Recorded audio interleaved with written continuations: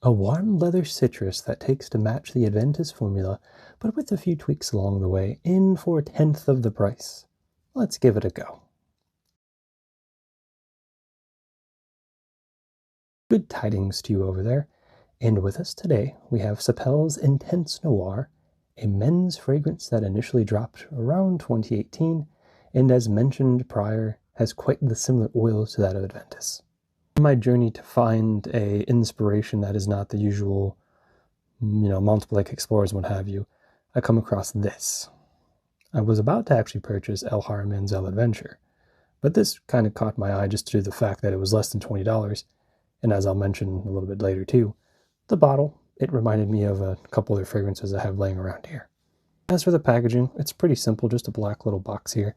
This is quite similar to the Nitro line of bottles mixed with Contra for You, so it was a bit nifty. I thought to myself, oh, why not? I try not to be too much of a stubborn pants when it comes to bottle designs. Only a few of them I'm really just against, and yeah, I know I made a bit of a huff and a puff about Detour Noirs, but it just wasn't my jam. This I don't mind. Like I said, it's kind of an amalgamation of the two. Nothing too crazy. The cap's a little cheap, not much to write home about, not super heavy. It fits alright, nothing too wild, nothing too crazy. I'm not gonna lie to you guys, I can't quite tell what that batch number says. I don't know who told them that they wanted to do black on black for the backing as well as the stamp, but I probably would have chose a different color in my opinion, but it does exist there. I'll probably have to do a little bit of an edit and post to actually figure out what the crap it says, but it's there, I promise. As for the notes, I just pulled it from the company's website because I saw a few fragrance forums that had very dissimilar scent profiles. So when in doubt, just go to the manufacturer's website and that should do the trick. The top notes to expect from this are lemon, birch, and bergamot. The middle notes are patchouli, black pepper, and leather. And the base notes are musk, patchouli, amber, and moss. And as usual, we'll do one spray for the sky, and of course, one for the skin. Saw a little spray right there, and one for the skin. Okay. And as always, we'll let that sit for just a moment, and we'll be right back. And we are back. Now, the opening for this is quite prominent in the black pepper, and honestly the birch, if I'm not mistaken. I haven't had a lot of opportunities to smell birch, but there's a very prominent woods tree smell to it.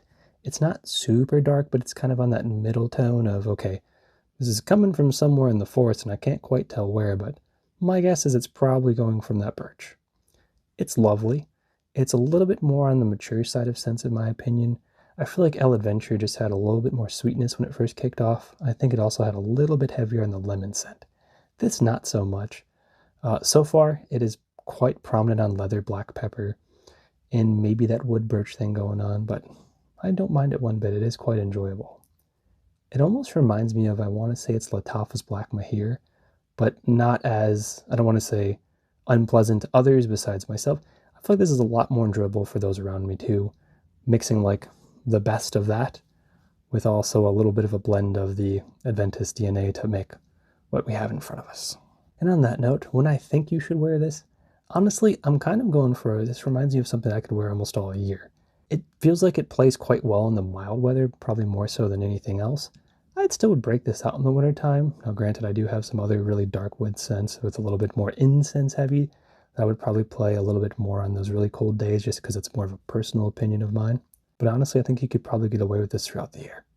Not too shabby whatsoever. Where to wear this? In my opinion, this is a very versatile scent. Anywhere you decide should be okay, more or less. It's a very middle of the road scent. Now it is kind of teetering on that potential citrus scented floor cleaner, but its blending is herbal and leather to pull itself back from like that fragrance fall of lemon pledge on the ground and all that fun jazz. I would give this 4 out of 5 little clouds. For price, it's around $20. So for the DNA, even for an inspiration of the DNA of Adventus, it's quite reasonably priced. I think El Adventure is like over $37, and Montblanc Explorer is, I don't even know at this point, probably $40-ish and all that fun jazz. For performance, its cloud cardio is pretty decent. It's about a 4.5 hour give or take on the skin kind of fragrance, and on the clothes you'll get maybe 8 to 10 hours out of it. So nothing too terrible, nothing too bad. Linger around into the musk, amber, moss thing, kind of holding itself strong throughout the rest of its life, but still enough to be like, hey, I'm still around, don't forget about me just yet. As for the projection, in my opinion, it's nothing that's too extreme to one way or the other. It does what it needs to do. It's not a very loud cloud. Whatever's in between small and intermediary, right in that little pocket, that'd be what I'd say this is. It doesn't scream when I walk around. You know, Lattafa Camera, if you ever wore that, that thing will take out the whole business if you wear more than a few sprays. This isn't one of those scents. It's noticeable up close, and it may just whisper in the greetings when it walks through a room with it, so not too terrible. Overall, if you're looking for something in the same DNA of Adventus, with a little bit cheaper on the inspiration side than your Montblancs and what have you, that is also a little quieter on the lemon and a little louder on the moss musk, I'd say give it a go. But if that doesn't sound like your jazz, then this won't be your jam. Feel free to like and subscribe. I never mind it, and I always do appreciate it. And I always do appreciate you. Anyhow, anywho, and anyway, thanks for stopping on by as always, and I do hope to see you again real soon. Goodbye for now.